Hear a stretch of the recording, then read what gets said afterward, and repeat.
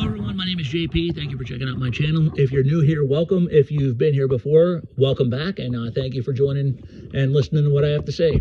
Hey, we're about a week and a half away from the kickoff of the 2021 NFL Draft, and as a devout Miami Dolphins fan, I gotta tell you guys, I could not be any more excited because as we speak, my team currently holds 4 picks inside the top 50.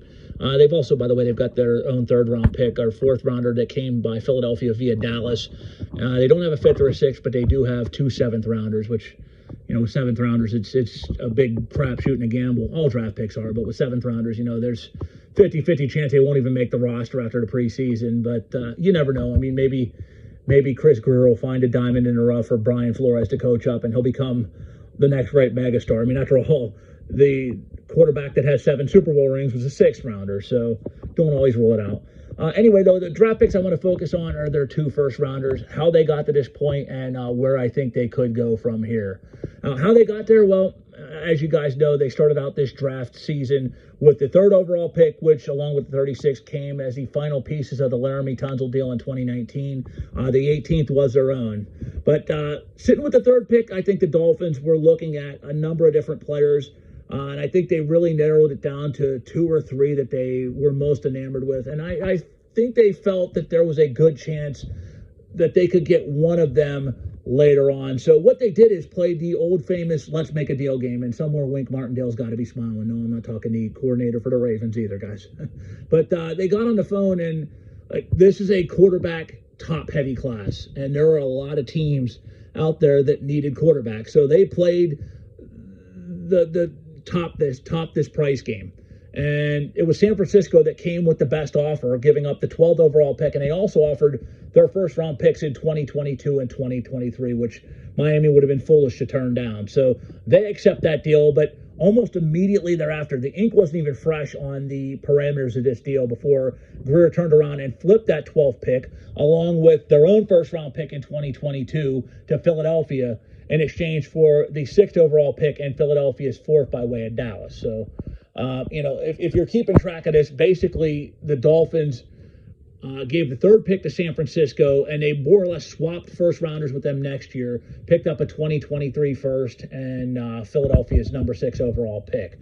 Whether they stay there or not is up for debate at this point. There's a lot of speculation that the Dolphins could go either direction. I'm going to tell you right now, no matter what Mel Kiper says, though, and I know he's speculating that they're talking deal with Atlanta. I know they're supposedly enamored with Kyle Pitts. I don't think that Miami would have made these drastic of moves to move back up in the end. I mean, and look, Atlanta's not going to call. They're not going to call Miami, and Chris Greer's not getting a phone call from Atlanta saying, "Hey, you know, we'll give you 4 for 6 straight up." That's not how it works. I mean, they're going to want additional draft capital as well, and Miami has been stockpiling draft capital. It's why they made these draft trades. It's why they moved from 3 to 6 to 3 to 12 to 6 to begin with. So I don't see that happening. I do see them moving down if Pitts and Chase aren't available, aren't on the board when 6 comes around. So the big question is, will Pitts or Jamar Chase be there at 6? Well, I can say 1 through 3 they're not going in one of those top 3 picks. I mean, unless a meteorite strikes planet Earth between now and next Thursday, Trevor Lawrence is going number 1 overall to Jacksonville. That's been a foregone conclusion. It was a foregone conclusion that Trevor Lawrence was going number 1 overall since his senior year of high school.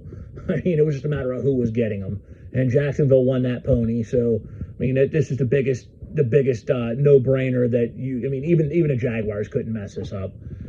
We can pretty much call it a no-brainer right now that the Jets are taking Zach Wilson. That was pretty much cemented the moment they traded Sam Darnold a couple of weeks ago. Number 3, we can pretty much safely ascertain that the 49ers are taking a quarterback. What quarterback they're taking, at this point, your guess is as good as mine. I mean, a couple of weeks ago, it was Mac Jones of Alabama. Then it was supposedly they were enamored with Justin Fields. Then they were supposedly enamored. Now they're supposedly enamored with Trey Lance. I mean, I don't have a clue what direction they're going. Nobody else seems to as well.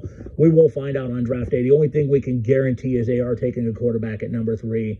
They didn't give up that much draft capital to move up the take Penny Sewell. I promise you that. They didn't give up that much draft capital to take Micah Parsons. They're taking one of the 3 quarterbacks. Then we move on after that to number 4, which is where it starts to get interesting. And some draft experts are saying that the Falcons could take Pitts themselves. Where Pitts, if they go best player available, would certainly fit that mold and would make that Falcon offense absolutely horrifying with Julio Jones and Calvin Ridley. I just think this team has way too many holes on defense. I think this team has way too many positions they need to fill elsewhere to take that much of a luxury pick. And I think Hayden Hurst still has potential to be a very good tight end. I think they can fill their, youthful pass catcher position in the second or third round. And look, there are a lot of teams out there still after 3 that are in dire need of quarterback that are itching to move up. And we look at what San Francisco gave to Miami to move up. I think some team will give up that plus to move up to 4, depending upon where in the draft they are. I mean, you don't think for a second that the Washington football team or Chicago wouldn't give up additional 2 first-round picks and plus to move up to that 4th overall spot easily. They would say yes right now, especially Chicago, because, I mean, let's be honest, you're talking a lot of people's jobs that are on the line after the Mitch Trubisky disaster, and they need a quarterback. They need a quarterback badly. So I think they'd give up 3 first-round picks, to be honest with you, to move up to that 4th spot to get a quarterback. I think they're that desperate. I think that Washington would give up multiple draft picks plus. You got Denver. I mean, there's been that revolving door of them looking for a quarterback since Peyton Manning retired that they cannot seem to fill. I mean, it wouldn't surprise me to see them give up an additional first-round pick plus a 9th pick and maybe even, another pick or 2 to move up. And, I mean, I wouldn't – if I'm Atlanta, that to me is the best-case scenario. Look, you need a lot of help on defense. You need a pass rusher. You need cornerback help. You need linebacking help, somebody that's going to drop into coverage there. I mean, your secondary is a mess. Your pass rush has been a constant source of contention for years. Kyle Pitts ain't going to do that for you. You could even use help on the offensive line because it's starting to get older. So, to me, look, the best case scenario for them would be to move down. And look, you want a young quarterback to groom under Matt Ryan. I think Denver's given up on starting Drew Lock as their future, but I still think he's got some potential as a future starter. I just think he needs some seasoning. And you send him to Atlanta to learn under the learning tree of Arthur Smith and to mentor under Matt Ryan for a couple years. I think the potential's sky high for him. I just don't think it's going to happen in Denver. So, look, a possible deal of Drew Lock, the 9th pick, and other assets. I think Atlanta would be very wise to make that move. And you move down to 9, and look, that's right in the Micah Parsons range. I mean, that is right where Micah Parsons is available, and I think that guy is an impact maker. I think he's a game changer on defense and just what the Falcons need. So to me, I think that would make a lot more sense than taking Pitts at 4. So I'm going to play this game that Pitts is still going to be available past 4. I think whoever trades up is taking a quarterback, and I think Atlanta's going to trade down. 5, look, I think it's clear of the 2 players Cincinnati that Miami wants, Cincinnati's going to take.